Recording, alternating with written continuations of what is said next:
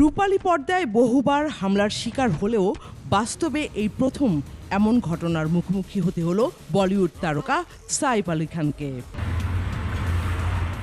বান্দ্রার নিজ বাড়িতে ছুরিকাঘাতের শিকার হন।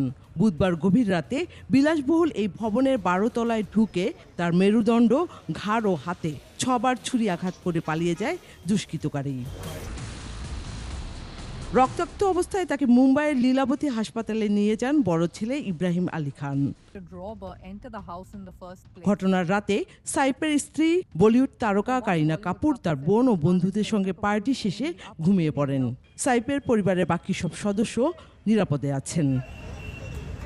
চিকিৎসকরা জানান, সাইফের শরীরে 6টি আঘাতের মধ্যে 2টি বেশ গভীর। অস্ত্রোপচারের পর এখন তিনি শঙ্কামুক্ত, তবে শারীরিক অবস্থা নজরে রাখতে আইসিইউতে রাখা হয়েছে তাকে। সাইফের উপরে হামলার ঘটনাটি নিছক চুরি নাকি অন্য কোনো কারণে তা এখনও স্পষ্ট নয়। তবে এরই মধ্যে সিসিটিভি ফুটেজ দেখে সন্দেহভাজন হামলাকারীকে শনাক্ত করেছে পুলিশ।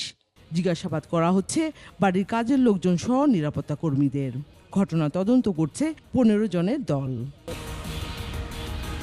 পুলিশের ধারণা, পাশের বাড়ির মাধ্যমে দেয়াল টপকে ফায়ার এক্সিট হয়ে সাইফ আলীর বাড়িতে প্রবেশ করে হামলাকারী। ঘটনার সঙ্গে বাড়ির ভেতরের কেউ জড়িত এমন ধারণা করা হচ্ছে। সাইফের উপরে হামলার পর মুম্বাইয়ের তারকাদের নিরাপত্তা নিয়ে প্রশ্নের মুখে পড়েছে মহারাষ্ট্র সরকার। এর আগে একই এলাকায় সালমান খানের বাড়ি লক্ষ্য করে গুলি ও বাবা সিদ্দিকীকে হত্যা করা হয়।